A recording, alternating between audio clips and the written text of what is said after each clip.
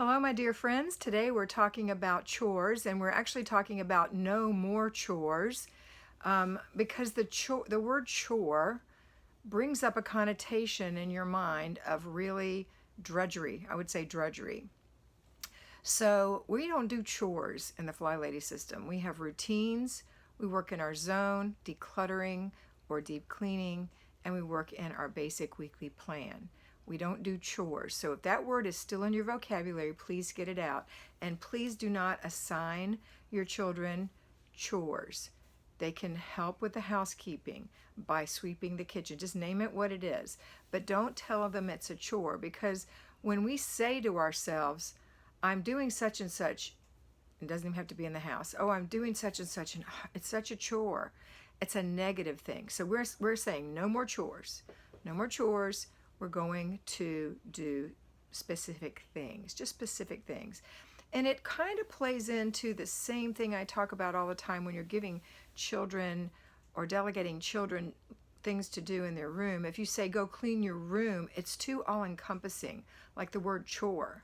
Instead of being specific, go in your bedroom and put your shoes in the closet. When you're done, come back. That is something they can handle. They can eat that, digest it, feel comfortable with it. When they come back, you can say, good job. Later on this afternoon, I'm going to have you go in there and pick up all the paper, but not right now. And that's it. So the same way you want to be treated, you want to treat your children. You want to treat them with respect and dignity. You don't want to give them some just huge job in their little heads that they have to do a huge chore of cleaning their room, or they'll be crying and not doing anything, just frozen like you want to do in your soul. You want to cry when you have to go into an overwhelming room and you just sit there and do nothing, or you say, I'm a grown-up, I don't have to do this, and you leave. So I don't want you to think of your work as chores. I want you to think of it as individual things that you do. So when you get out your planner, this is Kimmy's planner. This is She's in Her Apron, September to December 2021 calendar. I love it. This planner is outstanding. I've talked to you about it before. I will continue to talk to you about it. It is exactly what we need. But in it, on your weekly spread, there are specific names of things to do. There are no chores. There's specific things to do. Your morning routines are listed. Not the actual routines, but there's a list for you to put things down that you do in the morning.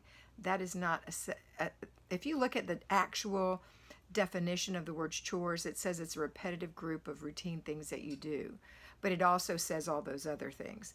So we are going to call them routines. In the morning, you do your routines.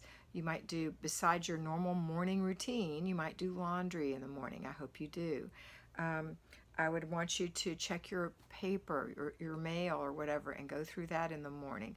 So those are little jobs that you do, little things that you do, little things that support your home and your family. If you have to empty the dishwasher, which you do on the morning routine, that is not a chore. That's emptying the dishwasher. So I don't want you, the whole thing about this conversation I'm having with you now is that I want you to change your mind. Change your mind. Don't think of what we have to do as a chore. The hardest thing that you'll have to do is a mental gymnastics or some mental gymnastics when you are trying to declutter and you have to make decisions. That is honestly the hardest thing you have to do.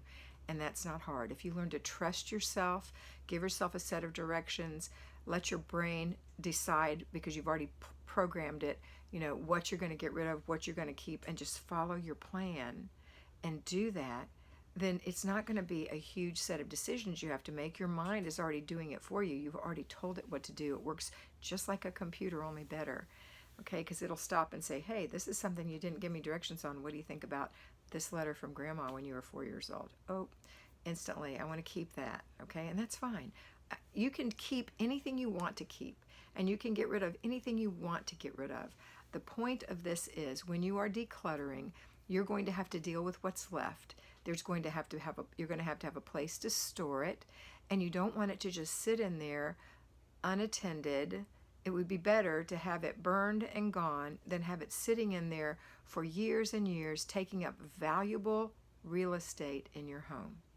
So if it's Grandma's letter and you want to look at it every season, great. You know, I kept a box of those by my bed for many years, and I looked at them every season. I would pull them out just as a matter of fact. I would happen to see them in the drawer, and I would pull that box out of my drawer, and I would go through them again, and I would sit on the bed and really enjoy them, and that was okay. But if I had kept every birthday card that I have ever received that said love Terry, love Bob, love Joan, I don't even know who some of those people are because they're so old, the cards, then it's best to just kiss those goodbye and let them go. So make good decisions for yourself. You know, I cannot walk in your shoes, and you cannot walk in my shoes. I don't live in your home. I don't pay your bills. I don't raise your children. I don't make your meals. I don't clean your floors. This is your home. I am just giving you a set of instructions that if you will adapt it to yourself with as little change as you can, you're going to find that this is going to be more like smooth sailing than it is spinning your wheels in the mud. So the first thing you want to do is get rid of the idea in your brain that it's a chore, that it's a drudgery, that it's going to be hard. If you have to mop your kitchen floor, it's not hard, it's not a drudgery. If you have the right tools to mop your floors weekly, a little spray mop with a little microfiber head, lightweight, that you put your own water and cleaner in. There's one on Amazon called an O-Cedar spray mop. It's a great little mop. It's like $19.99 as we speak. And that's what you would use when you're doing your weekly home blessing, when you're mopping the kitchen and the bathrooms. It's got a reversible head, so you can clean the kitchen with one side, the bathrooms with the other. That's not hard work. That's just 2 minutes in each bathroom and 3 minutes in the kitchen getting the main spots.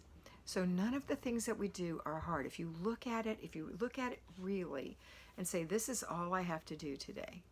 So when you look at your planner and you say, this is all I have to do today, let's see what I have to do today. If I was an at-home homemaker, which I'm not, I'm a payroll homemaker, so I'll tell you the truth in a minute, but here's what it would be if I was an at-home homemaker. I do have to work from 10 to 4:30 today, so in the morning I would get up and do my morning routines and do my clutter stop, looking around the house, making sure there's not things laying around that are going to cause clutter to build up. I would do laundry. I would check my mail. I would check my email, and I would do some business works, checking my comments and things like that. I would also, on this day, because it's a Monday, when I got done working, and in my work I would make some videos, which is what I'm doing now, and I would handle all of my clients that I needed to talk to, which I've already done today. So the next thing that we do is you're going to make some dinner, you're going to do your evening routine, you're going to check your planner. That's going to happen in the morning and in the evening, checking your planner, making sure. But honestly, there's nothing else really here that I have to do. And except for I had an 8:45 a.m. Chiropractor appointment, which I wrote in red. See it up there at the top in red. So that happened. So I didn't forget it. But I'm not going to do my week. If I was an at-home homemaker, this in the morning after the morning routines, I would have done my weekly home blessing hour. And if I was full-fledged into the system, I would have done my zone, which would have been 15 minutes in either the hall bathroom or one other room. So if you're in a home and not in an RV, it's going to be like the kids' bathroom, the main bathroom in the hall, not the one in your bedroom, and then another room like the laundry room or the guest bedroom or one of the children's rooms, etc. So that's what I would have done today. And when I was done with that, I would have enjoyed my day. Probably if I was an at-home homemaker, I don't have to do a 10 to 4:30 job, so I would have done that in the morning. Maybe I would have to do some homeschooling if I have children that are homeschool age, and then I would enjoy the afternoon, and then I would have dinner, make my dinner, and do those things I talked about. That's what my plan would be for today. But in reality, my plan is I'm not doing anything after work. I'm just making dinner and doing the evening routines because I'm going to do the weekly home blessing hour on Saturday before I work, because I do work on Saturday too, from 10 to 12 I work. So I would do that before the weekly. I would do the weekly home blessing hour before I work. And then my zone this week is actually all in the bathroom because we don't have an extra room in the RV. So I am going to clean the shower, polish the wood, soak the faucet with vinegar because it has some buildup on it, and wash the floor really, really wash the floor up and behind the toilet where that little mop can't get on a weekly basis. So that's the plan for me. And those little things aren't hard to do. You just have to do them. And for dinner tonight, I'm having homemade lentil soup with turkey sausage in it. It's going to be wonderful. And so that's what I want you to do. Stop thinking of everything as a chore. Making a meal is a chore. Changing your baby's diaper is a chore. For heaven's sakes, come on. These are just the little things that we do that get us through the day. And in the end, we are a happy family with a streamlined home and a lot of peace because no one feels, I have to do chores. Or your kids aren't screaming and crying because you're overloading them with things to do. Okay, that's it for today. I hope this helped you, and I hope you remember that you are beautiful. So be beautiful.